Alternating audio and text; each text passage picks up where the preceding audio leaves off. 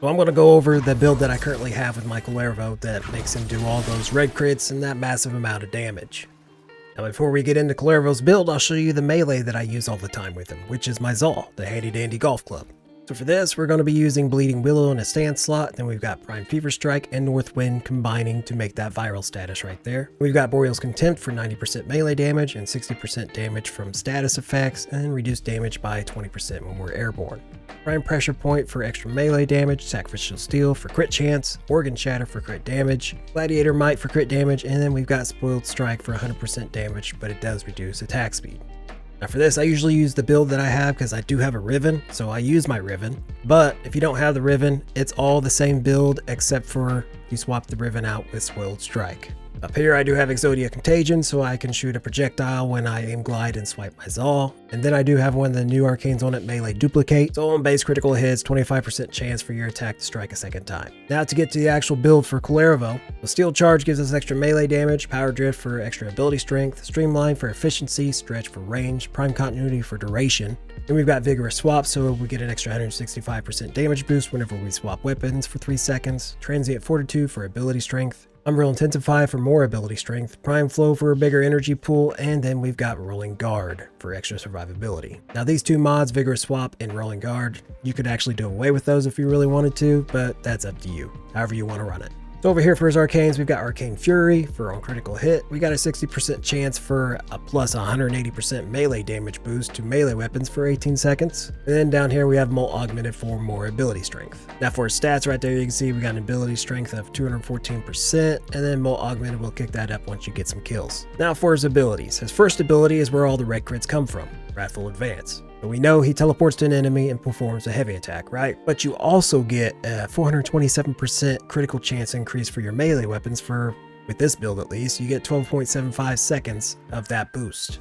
And then for his second ability, we have Recompense, which is really nice for survivability since he surrounds himself with daggers, and as long as they hit enemies, you can get Overguard. You can see our Overguard cap down there at 21,400, and that would increase a little bit more once Molt Augmented kicks in. And then his third ability, Collective Curse, chains enemies together, and since we have a decent amount of ability strength, our damage redirection is at 100%. And then for his fourth ability, I swapped it out with Eclipse so we can get an extra damage boost to our weapons, so we get a damage increase of 321% as long as we're standing in the light, or we get a 75% damage reduction if we're in the dark or shadows or whatever. Then going over his shards real quick, we do have a Tau Forged Amber, which gives us 37.5% casting speed. We have a Tau Forged Crimson, which gives us 37.5% melee crit damage boost, and then down here we have two regulars giving us 25% boost apiece. Then if you really want to amp up the ability strength boost more, what I've been doing is if you use your Matter Eye School, let's go in here, you can use the Sling Strength ability right here. So switching to Warframe after a chain sling adds 40% ability strength for 20 seconds. So that's a nice boost before you cast your abilities. So to show you everything in action, the first thing you want to do is switch to your operator form. You're going to sling twice.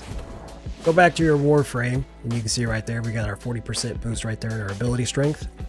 So you're going to pop Eclipse, and then you want to chain everybody together to kill as many people at once, and then you just want to teleport with your first ability and smack him with that heavy attack.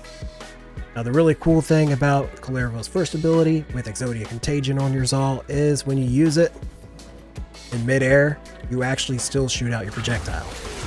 You see that little explosion that hit still? He still releases that explosion from the arcane. Now of course when you pair Kullervo with something like a Zal that can do tons of damage, it's going to look pretty nice, right? But let me show you guys something real quick. So right here I've got the Sun and Moon. They're pretty okay weapons, right? So if you mod them right, they can do some pretty decent damage. But what we're going to do is go to Config C here, where it has no arcanes and it has no mods whatsoever. Right here it has all base stats. Now we're going to take these for a little test drive. Now for this, you want to do the same exact setup.